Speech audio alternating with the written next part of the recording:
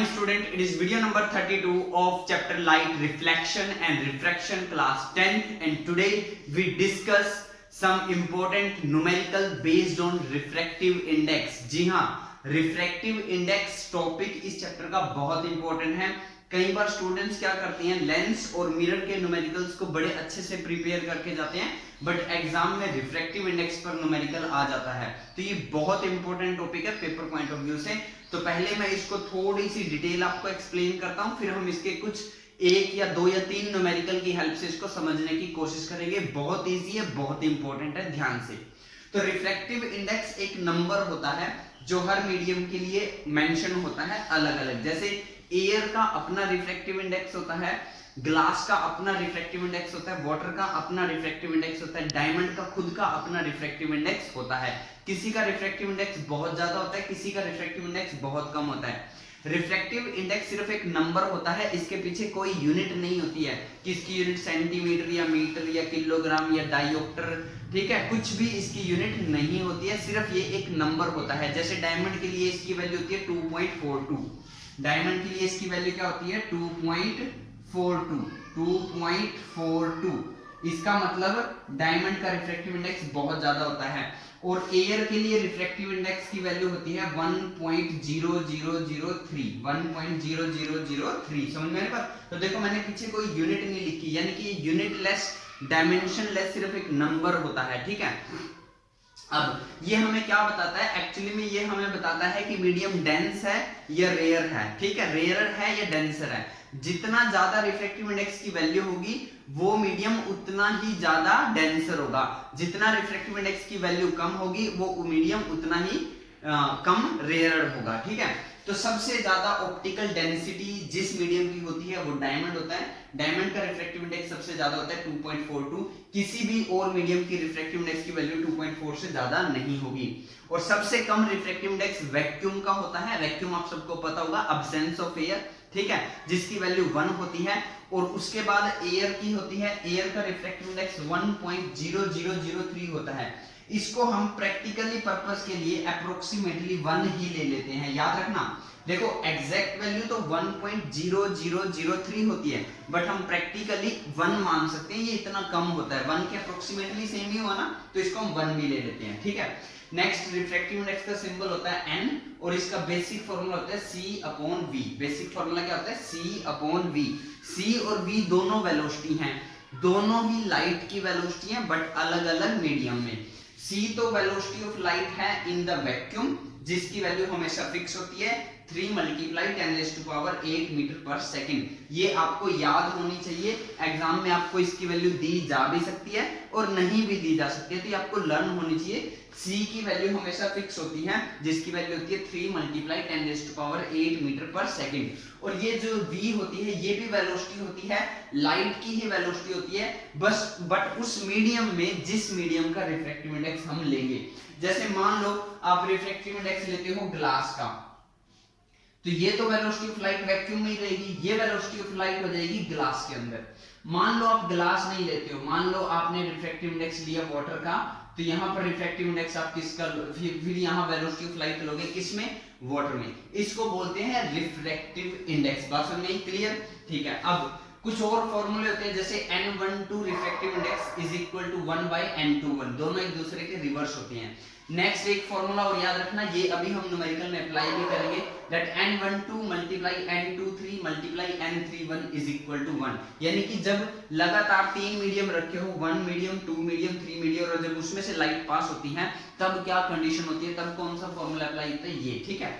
उसके बाद अगर बात की जाए N21 को बोलते हैं, N21 को हम रीड कैसे करते हैं, मैं रीड कर रहा हूं, आप लिख लेना।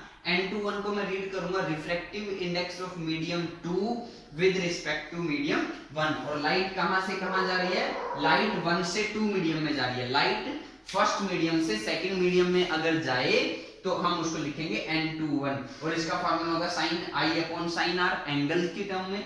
रिफ्रैक्टिव इंडेक्स की टर्म में N2/N1, यानी कि ऊपर रिफ्रैक्टिव इंडेक्स सेकंड मीडियम का, नीचे रिफ्रैक्टिव इंडेक्स फर्स्ट मीडियम का, या V1/V2, यानी कि velocity of light in medium 1 upon velocity of light in medium 2।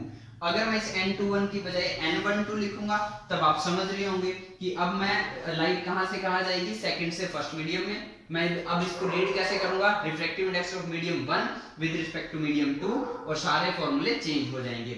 So I hope आपको इतना सब क्लियर होगा। एक मैं इंपॉर्टेंट बात बता देता हूं, एक होता है सिर्फ रिफ्रैक्टिव इंडेक्स और एक होता है एब्सोल्यूट रिफ्रैक्टिव इंडेक्स। बड़ा सिंपल सा है ना, एब्सोल्यूट वर्ड आपको समझ में आता होगा, एब्सोल्यूट रिफ्रैक्टिव इंडेक्स और रिफ्रैक्टिव इंडेक्स। रिफ्रैक्टिव इंडेक्स किसी भी मीडियम का अपना खुद का एक नंबर होता है, ठीक है। हम जब भी बात करते हैं रिफ्रैक्टिव इंडेक्स की, दो मीडियम आपस में कंपेयर किए जाते हैं कि इस मीडियम के कंपैरिजन में इस मीडियम का रिफ्रैक्टिव इंडेक्स ये है, ऐसा कुछ बोला जाता है। तो याद रखना, जब भी दो मीडियम में से एक मीडियम एयर हो या वैक्यूम हो, जब भी गिवन टू मीडियाज में से एक मीडिया एयर या फिर वैक्यूम हो, तो जो वो वैल्यू होगी ना रिफ्रैक्टिव इंडेक्स का, जो नंबर लिखा होगा वो उसी मीडियम का होगा जिस मीडियम की बात हो रही है। मतलब ग्लास की बात हो रही है तो वो ग्लास की होगी, डायमंड की बात हो रही है तो वो डायमंड की होगी। मैं इसको भी आप न्यूमेरिकल की हेल्प से अब समझते हैं। तो ये रहा न्यूमेरिकल आपकी स्क्रीन पर।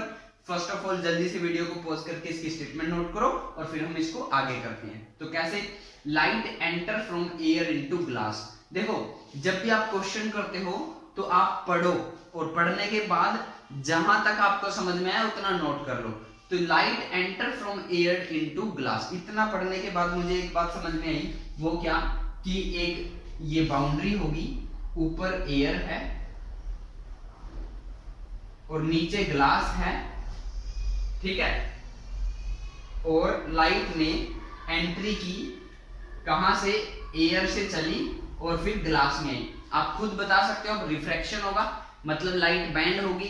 कहां बैंड होगी, एयर में स्पीड ज्यादा होती है, ग्लास में स्पीड कम होगी, तो कम होगी तो वो ऐसे मुड़ जाएगी। और अगर ये मीडियम दोनों सेम होते तो वो ऐसे चली जाती। इतना समझ में आया। इस एंगल को बोलते हैं आई एंगल और इस एंगल को बोलते हैं आर एंगल। तो इतना क्लियर हो गया, ठीक है। यहां जो वेलोसिटी होगी उसको मैं लिख देता हूं, वेलोसिटी इन एयर या वेलोसिटी इन वैक्यूम सेम मानी जाती है, उसको मैं सी भी लिख सकता हूं या मैं उसको वी ए भी लिख सकता हूं, एक ही बात है, ठीक है। नीचे जो होगा इसको मैं लिख लेता हूं V G, velocity in glass, velocity in glass, ठीक है। इतनी बात समझ में। आगे ऑफ रिफ्रैक्टिव इंडेक्स 1.50। देखो उसने बोला light enter from air into glass, of refractive index 1.50, यानी ये जो रिफ्रैक्टिव इंडेक्स है ये ग्लास का है। सो हमें रिफ्रैक्टिव इंडेक्स गिवन है, रिफ्रैक्टिव इंडेक्स ऑफ ग्लास कितना गिवन है, 1.50, 1.50। बोलो इतना समझ में आया। अच्छा जी, अब यहाँ पे थोड़ा सा समझने वाली बात ये है कि यहाँ दो मीडियम की बात हुई, मैंने बताया भी था जब भी रिफ्रैक्टिव इंडेक्स का न्यूमेरिकल होगा तो मिनिमम आपको दो मीडियम की तो बात करेगा ही करेगा, ज्यादा भी हो सकते हैं बट दो से एक नहीं हो सकता कि एक ही मीडियम हो, ठीक है। तो दो मीडियम हो गए, कौन कौन सा, एक तो हो गया एयर, एक हो गया ग्लास। अभी अभी मैंने बताया था कि अगर दो मीडियम में से एक मीडियम एयर है तो जो गिवन वैल्यू होगी वो ग्लास की होगी और ये एब्सोल्यूट रिफ्रैक्टिव इंडेक्स है। मैं इसको चाहूं तो ऐसे लिख सकता हूं, ए अपनी तरफ से, कोई फर्क नहीं पड़ेगा। देखो मैं चाहूं तो इसको Ng भी लिख सकता हूं, मैं सिर्फ Ng मैंने लिखा तो मैं इसको पढ़ूंगा absolute refractive index of glass. अगर मैं इसको लिखूंगा Nga तो मैं इसको रीड करूंगा refractive index of glass with respect to air. देखो मैंने यहां क्या पढ़ा था, N21 को, refractive index of medium 2 with respect to medium 1।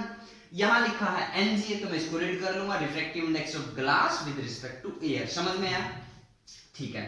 Next आते हैं अब Nga की अगर मैं बात करूं, Nga का आप sine I upon sine R formula लगा सकते हो? नहीं, क्योंकि ना तो आपको आई पता ना आपको आर पता।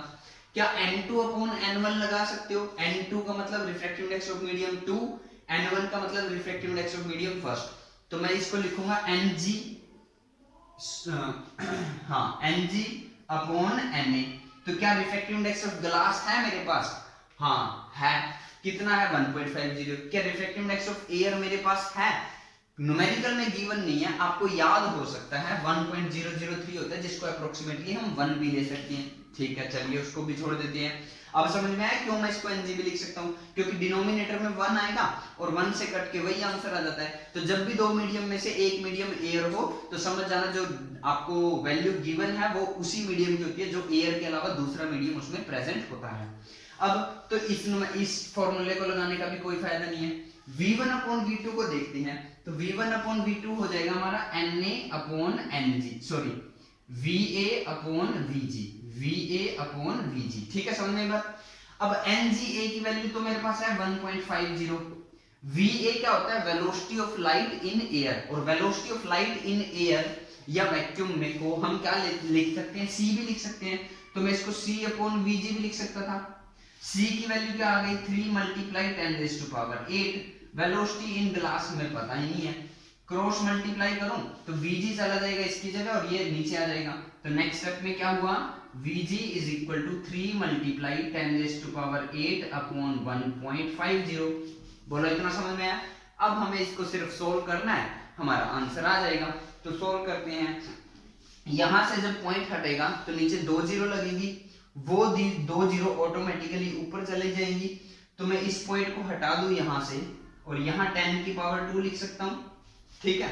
नेक्स्ट स्टेप में इस एक जीरो से ये एक जीरो कैंसिल कर सकता हूं, एक जीरो रहेगी, 3 5 जा 15, 5 2 जा 10, तो ये आ गया 2 मल्टीप्लाई 10⁸8 मीटर पर सेकंड। ये आ गया हमारे पास आंसर, क्योंकि यही हमें फाइंड आउट करना था, what is the speed of light in the glass. और देखो हमने क्या निकाला, Vg, Vg का मतलब velocity of light in the glass या speed of light in the glass, कितनी आई, 2 मल्टीप्लाई 10⁸8 मीटर पर सेकंड। कम हुई या ज्यादा हुई, कम हुई, क्योंकि देखो एयर के अंदर क्या स्पीड है, एयर के अंदर या वैक्यूम के अंदर 3 मल्टीप्लाई 10⁸8 मीटर पर सेकंड। देखो सबसे ज्यादा स्पीड लाइट की वैक्यूम के अंदर ही होती है, ठीक है, 3 मल्टीप्लाई 10⁸8 मीटर पर सेकंड। जब वो एयर में एंटर करती है तो एयर का रिफ्लेक्टिव इंडेक्स वैक्यूम के रिफ्लेक्टिव इंडेक्स से थोड़ा ज्यादा होता है, तो स्पीड तो कम होगी बट ना के बराबर कम होगी। हम उसको 3 मल्टीप्लाई 10⁸8 मीटर पर सेकंड ले सकते हैं। तो हमारा ये आंसर आया,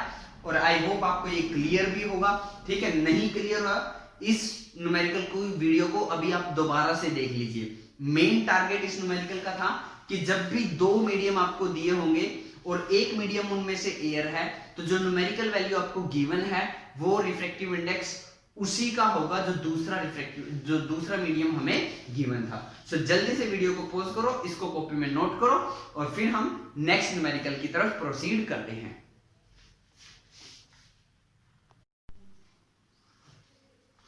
तो चलिए हम स्टार्ट करते हैं। सेकंड क्वेश्चन स्टेटमेंट आपकी स्क्रीन पर है, तो स्टार्ट करते हैं। विद रिस्पेक्ट टू एयर, देखो ये लाइन बहुत इंपॉर्टेंट है अपने आप में, विद रिस्पेक्ट टू एयर, इसने हमें बहुत कुछ हिंट दे दिया है, ठीक है। और मैंने ये आपको अभी अभी प्रीवियस क्वेश्चन में भी बताया था कि जब भी आपको बात की जाएगी रिफ्रैक्टिव इंडेक्स के न्यूमेरिकल में, तो मिनिमम आपको 2 मीडियम्स गिवन होंगे, और उन 2 मीडियम में से अगर एक मीडियम एयर है तो आपका काम आसान हो जाएगा। तो with respect to air, air के रिस्पेक्ट में द रिफ्रैक्टिव इंडेक्स, मैंने शॉर्टकट लिखा RI, refractive index, the refractive index of ice is 1.31। तो मैं इसको कैसे लिखूंगा, मैं इसको लिखूंगा NIA इज इक्वल टू 1.31। बस हमने इसको ऐसे लिखते हैं ना, देखो ये इंफॉर्मेशन यहां मेंशन है ऑलरेडी। N21 को मैं कैसे रीड करता हूं, N21 को मैं रीड करता हूं refractive index of medium second with respect to medium first, मतलब जो पहले लिखा है उसका रिफ्रैक्टिव इंडेक्स और जो बाद में लिखा है उसके रिस्पेक्ट में। तो यहां पर है NIA, NI का मतलब है refractive index of ice with respect to air. Next है and that of rock salt, और जो रॉक साल्ट है उसका रिफ्रैक्टिव इंडेक्स है 1.54, वही एयर के रिस्पेक्ट में।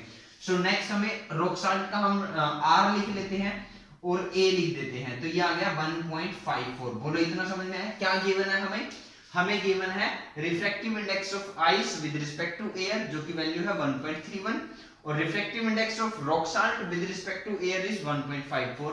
Calculate the refractive index of rock salt with respect to ice, rock salt with respect to ice, इस पर क्वेश्चन मार्क है, ये हमें निकालना है। बोलो इतना समझ में आया, क्या हमें गिवन है और क्या हमें निकालना है, अब तक सिर्फ वही डिस्कशन हुआ है। अब हम आगे प्रोसीड करते हैं, देखते हैं इसको सिंपल वे में। यहां बहुत कुछ इंफॉर्मेशन है जो हम बड़ी आसानी से क्रैक कर सकते हैं, तो देखो कैसे। पहले मैं इसको देखता हूं, NIA को मैं क्या रीड कर रहा हूं, NIA को मैं रीड कर रहा हूं refractive index of ice with respect to air. तो इसका जो मैं फॉर्मूला अगर लिखना चाहूं इस टर्म में N2/N1, N2/N1 है तो इसके अकॉर्डिंग इसका फॉर्मूला क्या आएगा Ni/Na, Ni/Na। Ni की वैल्यू मतलब रिफ्रैक्टिव इंडेक्स ऑफ आइस की वैल्यू हमें नहीं पता क्या है, अभी आपको मान लेते हैं याद नहीं है, हालांकि एनसीईआरटी में एक टेबल गिवन है, उस टेबल के अंदर एयर का, वैक्यूम का, आइस का, ग्लास का, रॉक साल्ट का, डायमंड का, ग्रेफाइट का, सबका रिफ्रैक्टिव इंडेक्स गिवन है। तो अभी के लिए हमें मान लो आइस का रिफ्रैक्टिव इंडेक्स याद नहीं है, बट हमें एक बात जरूर पता है, वो क्या कि रिफ्रैक्टिव इंडेक्स ऑफ एयर तो 1 लिया जाता है प्रैक्टिकली, एक्चुअल वैल्यू तो 1.0003 होती है, बट प्रैक्टिकली हम क्या लेते हैं 1, ठीक है। अब डिनोमिनेटर में 1 है, आप सोच के देखो डिनोमिनेटर में 1 है तो न्यूमरेटर में कुछ भी हो आंसर वही आएगा।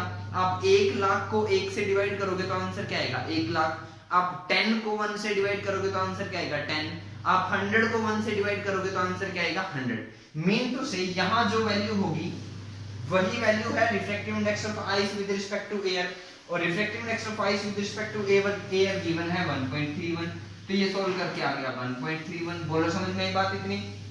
तो यानी सिंपली मैं इसको NiA भी लिख सकता हूं, और मैंने आपको बताया था एयर के साथ जब भी कंपेयर होता है तो वो एक्चुअल वैल्यू होती है, ठीक है। तो ये बात समझ में। नेक्स्ट हम इसको देखते हैं सेकंड को NRA। अब NRA फार्मूले के अकॉर्डिंग होगा NR/Na, मतलब refractive index of rock salt upon refractive index of air. अब रॉक साल्ट का हमें याद नहीं है, बट एयर का तो हमें पता है 1, और इसकी वैल्यू हमें गिवन है कितनी 1.54, तो इसको सॉल्व किया तो ये आ गया 1.54, जिसको मैं सिंपली NR भी लिख सकता हूं। मीन टू से आप ये बात सीख लो कि देखो मैं NiA लिखूं या NI लिखूं, बात एक ही है। क्यों? एयर की होने की वजह से है ये, क्योंकि एक मीडियम एयर है, एयर नहीं होता कुछ और होता तो प्रॉब्लम हो सकती थी, जो मैं अभी बताऊंगा भी आपको दोबारा से। यानी मैं NRA लिखूं या सिर्फ NR लिखूं, बात एक ही है। ये क्वेश्चन इतना क्लियर हो गया। अब आते हैं NRI पे। अब NRI का फॉर्मूला क्या होगा? NRI का फॉर्मूला होगा NR/Ni, NR/Ni। NR मेरे पास कितना है 1.54, Ni कितना है मेरे पास 1.31, इसको जब मैं सोल्व करूंगा तो ये आ जाएगा 1.18, क्या आएगा 1.18। तो refractive index of rock salt with respect to ice की वैल्यू क्या आएगी 1.18, क्या आएगी 1.18, ठीक है। अब देखो ये जो refractive index of ice with respect to air है ना, refractive index of ice with respect to air की वैल्यू 1.31 है, इसको मैं बोल सकता हूं absolute refractive index of ice. क्या बोल सकता हूं? Absolute refractive index of ice. क्यों? क्योंकि मैं एयर के साथ कंपेयर कर रहा हूं।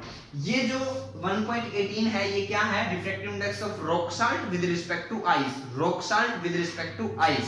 तो मैं इसको एब्सोल्यूट रिफ्रैक्टिव इंडेक्स नहीं बोल सकता हूं, ना तो ये एब्सोल्यूट रिफ्रैक्टिव इंडेक्स है रॉक साल्ट का, ना ही ये एब्सोल्यूट रिफ्रैक्टिव इंडेक्स है एयर का। ये सिर्फ रिफ्रैक्टिव इंडेक्स है rock salt with respect to ice का। बट ये जो refractive index ice with respect to air है, ये एब्सोल्यूट रिफ्रैक्टिव इंडेक्स है आइस का। बस यही नॉलेज आपको क्रैक करनी है। चलिए इतना तो न्यूमेरिकल में था। अब मैं थोड़ा आगे एक्स्ट्रा क्वेश्चन बताता हूं आपको। एक्स्ट्रा कैसे करते हैं हम देखो। मान लो कोई जरूरी नहीं था, स्टेटमेंट चेंज हो सकती है, वो कह सकता है calculate the refractive index of ice, calculate the refractive index of ice with respect to rock salt, calculate the refractive index of ice with respect to rock salt. तो इसका फॉर्मूला क्या हो जाता है? इसका फॉर्मूला जाता है Ni/Nr। अब Ni की वैल्यू है 1.31, Nr की वैल्यू है 1.54। इसको जब हम सोल्व करेंगे तो ये आंसर आएगा 0.85। ये क्या आएगा? NIR, यानी कि refractive index of ice with respect to rock salt is 0.85, refractive index of rock salt with respect to ice is 1.18। ठीक है, बात समझ में आ रही है? अब ये मान लो आपको क्वेश्चन में गिवन होता है ये वाली स्टेटमेंट, क्या? तो ये होता refractive index of rock salt with respect to ice is 1.18। तो ना तो ये एब्सोल्यूट रिफ्रैक्टिव इंडेक्स है रॉक साल्ट का, ना ये एब्सोल्यूट रिफ्रैक्टिव इंडेक्स है आइस का। ये दोनों का आपस में कंपैरिजन है। अब आपको शायद थोड़ा सा क्लियर होगा कि जब भी मीडियम दो मीडियम में से एक मीडियम एयर होता है तो ऑटोमेटिकली वो उसी दूसरे मीडियम का रिफ्रैक्टिव इंडेक्स कैसे बन जाता है। देखो ये क्या गिवन है मेरे को, refractive index of ice with respect to air, ice with respect to air. अब एक मीडियम एयर होने की वजह से ये जो 1.31 वैल्यू है ये एक्चुअली में आइस की ही होगी। आप चाहो तो अपनी एनसीईआरटी बुक खोल के टेबल को चेक करोगे ना, तो आप देखना रिफ्रैक्टिव इंडेक्स आपको आइस का 1.31 ही गिवन होगा। तो ये एयर को आपको बस इसमें क्रैक करना है कि जब भी एयर या वैक्यूम की बात होगी तो वो एब्सोल्यूट रिफ्रैक्टिव इंडेक्स आपको गिवन होता है। सो आई होप ये आपको क्वेश्चन क्लियर होगा। नहीं क्लियर है तो दोबारा से वीडियो को देखो, पॉज करो, नोट करो कॉपी में, फिर हम इसके एक दो न्यूमेरिकल को और ट्राई करते हैं। तो चलिए हम स्टार्ट करते हैं थर्ड न्यूमेरिकल। वो क्या है? Refractive index of medium x. अब की बार मीडियम आपको जैसे एयर, ग्लास, आइस, वाटर वगैरह ना बोल के मीडियम का नाम एक्स रख दिया है। मीडियम एक्स का refractive index with respect to medium y is 2/3। तो मैं इसको लिख लेता हूं कैसे। तो हम यहां से स्टार्ट करते हैं इसका सॉल्यूशन, और जो हमें गिवन है वो हम लिखते चले जाते हैं। Refractive index of medium x with respect to y is given as 2/3. Next, and refractive index of medium y with respect to z is 4/3. ये दो क्वांटिटीज हमको गिवन है। क्या गिवन है दोबारा बताता हूं। Refractive index of medium x with respect to medium y is 2/3. Refractive index of medium y with respect to z is 4/3. Calculate refractive index of medium z। हमें कैलकुलेट करना है refractive index of medium z with respect to x। ये question mark है, ये हमें find out करना है। तो अब ये क्वेश्चन तब सोल्व होगा जब आपको ऑलमोस्ट हर एक फॉर्मूला आता होगा रिफ्रैक्टिव इंडेक्स का। और मैंने यहां मेंशन भी किया है कि जब तीन मीडियम लगातार की बात हो कि 1 से 2 में गई, 2 से 3 में गई, तो ये देखो ये कंडीशन हमारे पास गिवन है। n12 multiply n23 multiply n31 is equal to 1 होता है। यानी कि refractive index of medium 1 with respect to 2 multiply refractive index of medium 2 with respect to medium 3 refractive index of medium 3 with respect to medium 1, सबकी multiply किसके equal होती है? 1 की। तो ऐसे ही कुछ सिचुएशन यहां भी हमारे पास है, बस 1 2 3 की जगह x y z है। तो वो फार्मूला अगर मैं यहां पर लगाता हूं तो वो फार्मूला कुछ ऐसा बनेगा। Medium refractive index of medium x with respect to medium y multiply refractive index of medium y with respect to z multiply refractive index of medium z with respect to x। इन सब की multiply किसकी equal आएगी? 1 की। क्या nxy given है? हाँ nxy given है 2/3। क्या nyz गिवन है? हाँ गिवन है 4/3। क्या nzx गिवन है? नहीं गिवन है। तो कोई बात नहीं, इसको एज इट इज लिख लेते हैं, यही तो हमें फाइंड आउट करना है। Equal to 1। इसको सॉल्व करेंगे, साइन बड़ा सिंपल है अलजेब्रा आपको। तो यहां हम मल्टीप्लाई करेंगे और सिंपली सॉल्व करेंगे। 2 4 जा 8, 3 3 जा 9 multiply nzx is equal to 1, और nzx की वैल्यू हम निकालेंगे। तो nzx की वैल्यू आएगी ये 8/9 मल्टीप्लाई में था, उस साइड में डिवाइड में चला जाएगा और रिवर्स हो जाएगा। सो 9/8 हमारे पास आंसर आ जाएगा। तो सिंपली दोबारा से बता देता हूं, हमें refractive index of medium x with respect to y given था 2/3, refractive index of medium y with respect to z given था 4/3, और हमें फाइंड आउट करना था refractive index of z with respect to x जिसकी वैल्यू थी 9/8। हमने इस फार्मूले का यूज करके ये फाइंड आउट किया। तो refractive index of medium z with respect to x आता है 9/8। सो जल्दी से वीडियो को पॉज करो और इस क्वेश्चन को भी कॉपी में नोट करो, फिर हम एक टाइप का न्यूमेरिकल और रिफ्रैक्टिव इंडेक्स पर डिस्कस करते हैं। तो चलिए हम स्टार्ट करते हैं फोर्थ न्यूमेरिकल, जो बेस्ड है एंगल के फॉर्मूले पे। यानी कि जो एंगल का फॉर्मूला है sin i upon sin r की टर्म में।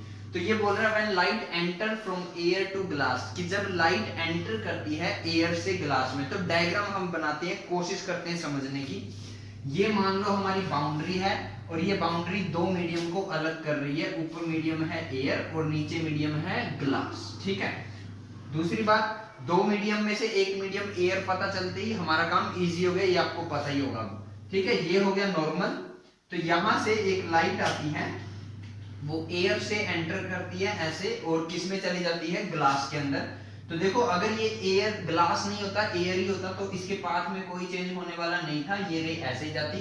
बट क्योंकि पाथ चेंज हुआ है और ये ऊपर का जो मीडियम है ये रेयरर है और जो नीचे का मीडियम है वो डेंसर है, ठीक है।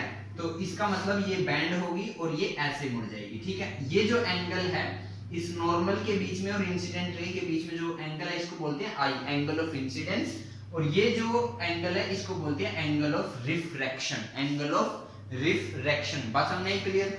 अच्छा मुझे एक आप बात बता सकते होंगे, ग्लास डेंसर है, एयर रेयर है, मतलब ग्लास का रिफ्रैक्टिव इंडेक्स ज्यादा होगा और एयर का रिफ्रैक्टिव इंडेक्स कम होगा। अब एयर का रिफ्रैक्टिव इंडेक्स को तो आपको बताने की जरूरत नहीं है, वो तो 1 होगा। रिफ्रैक्टिव इंडेक्स हमें किसका पूछा है? रिफ्रैक्टिव इंडेक्स हमें पूछा है ग्लास का, ग्लास का ही क्वेश्चन बताना है हमें, ठीक है। तो आगे बोलता है the angles of incidence and refraction in air and glass are 45 degree and 30 degree.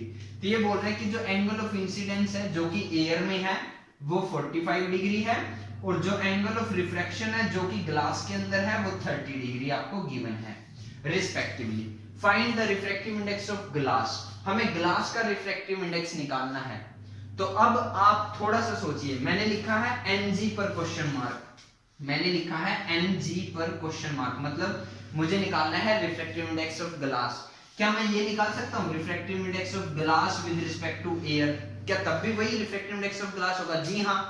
आप सिर्फ ये बोलो कि रिफ्रैक्टिव इंडेक्स ऑफ ग्लास, आप ये बोलो refractive index of glass with respect to air, एक ही बात होगी ना। क्यों? दोबारा बता रहा हूँ, हालांकि मैं न्यूमेरिकल्स में डिस्कस कर चुका हूँ, क्योंकि मैं जब NGA को ओपन करूंगा तो इसका फॉर्मूला आएगा NG अपॉन NA। अब NG मान लो NG ही है और NA क्या होता है 1, तो जब मैं 1 से डिवाइड करूंगा तो वो NG ही तो आएगा। तो NGA किसके इक्वल है? NG के इक्वल है। बात समझ आ रही है आपकी? लेकिन एक बात याद रखना, यहाँ अब कुछ पॉइंट्स बन रहे हैं तो मैं आपको बता ही देता हूँ, ठीक है। वो क्या कि NGW होता तो वो ना तो NG के इक्वल होता ना ही वो NW के इक्वल होता। बात समझ आ रही है? देखो डिफरेंस देखिए ध्यान से, यहाँ ग्लास और वाटर है, एयर नहीं है ना, ग्लास और वाटर है, एयर नहीं है। मैंने बोला जब भी एयर होता है तो वो एब्सोल्यूट रिफ्रैक्टिव इंडेक्स होता है। तो NGA को तो मैं NG बोल सकता हूँ क्योंकि दूसरा मीडियम एयर हो गया, एयर का रिफ्रैक्टिव इंडेक्स 1 हो गया और वो डिनोमिनेटर में आएगा, और डिनोमिनेटर में 1 से डिवाइड करोगे तो न्यूमरेटर में जो नंबर है वो सेम आंसर आएगा। लेकिन जब मैं NGW करूंगा तो ये NG अपॉन NW होगा। अब NG की वैल्यू कुछ और होती है, NW की वैल्यू 1 तो नहीं होती है, रिफ्रैक्टिव इंडेक्स ऑफ वाटर 1 तो होता नहीं है, ठीक है। तो इसलिए NGW ना तो NG के इक्वल होता ना ही NW के इक्वल होता। सो आई होप ये बात आपको क्लियर होगी, नहीं क्लियर तो दोबारा से बार-बार इस बात को सुनिए, ये बहुत बड़ा क्लू है, ये बहुत इंपॉर्टेंट पॉइंट है रिफ्रैक्टिव इंडेक्स के केस में। तो इतना क्लियर हुआ तो ठीक है। आपको साथ में sin 45 डिग्री की वैल्यू भी गिवन है, sin 30 की वैल्यू गिवन है, बहुत अच्छी बात है गिवन है। अगर वो नहीं भी देता तो आपका कोई ऑब्जेक्शन उठाने वाला पॉइंट नहीं होना चाहिए, क्योंकि 10th क्लास के ही मैथ के सिलेबस में चैप्टर नंबर 8 में ये सब वैल्यूज आपको याद करनी पड़ेंगी। तो बहुत अच्छी बात है, उसने दी है न्यूमेरिकल में, वो नहीं भी दे सकता है तो आपको याद होनी चाहिए, ठीक है। तो अब हम इसको सोल्व करते हैं। तो अगर मैं NGA का फॉर्मूला लिखना चाहूं, NGA का मतलब क्या होगा जरा पढ़ना, आप खुद पढ़ के देखो। NGA क्या होगा? NGA का मतलब होगा refractive index of glass with respect to air. Light कहां से कहां जा रही है? एयर से ग्लास में जा रही है, सही लिखा है। एंगल की टर्म में इसका फॉर्मूला क्या होगा? एंगल की टर्म्स में इसका फॉर्मूला होगा sin I upon sin R। इसको सोल्व करना है, हमारा आंसर आ जाएगा sin I मतलब sin 45, sin R means sin 30। sin 45 की वैल्यू क्या है? sin 45 की वैल्यू है 1/√2। इसके नीचे डिवाइड में क्या आएगा? sin 30 यानी कि 1/2। इसको जब मैं सोल्व करूंगा तो ये हो जाएगा 1/√2 मल्टीप्लाई 2/1, नीचे वाली क्वांटिटी चेंज हो जाती है ना। ये सोल्व करके आया 2/√2, क्या आया? 2/√2। अब मैं 2 को लिख सकता हूं √2 मल्टीप्लाई √2 अपॉन √2। इसको सोल्व करेंगे, कैंसिल होगा, √2 वैल्यू आ गई हमारे पास। √2 की वैल्यू होती है 1.41, ठीक है। तो हमारे पास NGA निकल के आ गया, और NGA ही क्या है? NGA को मैं क्या रीड करता हूँ? Refractive index of glass with respect to air, क्योंकि एयर के रिस्पेक्ट में है तो ये एब्सोल्यूट रिफ्रैक्टिव इंडेक्स है ग्लास का, और वही हमें फाइंड आउट करना था। तो NGA की वैल्यू आ गई √2। बात समझे? सिंपल, बहुत सिंपल था, ठीक है। तो इसको हम इसको भी जल्दी से कॉपी में नोट करो, और इसी वीडियो के साथ ये चैप्टर हमारा कंप्लीट होता है। न्यूमेरिकल की लिस्ट बहुत ज्यादा लॉन्ग है, हम चाहे तो मैं 100 वीडियोस भी अगर इस चैप्टर पर बनाऊं तो वो भी कम होगी। तो ये सब काम आपको ही करना है, आप प्रैक्टिस करोगे। मैंने हर एक टाइप की क्वेश्चन की वीडियो बनाई है, ठीक है। और प्लीज मेरे चैनल को सब्सक्राइब करो, मेरी वीडियोस को लाइक करो एंड शेयर करो। Thank you.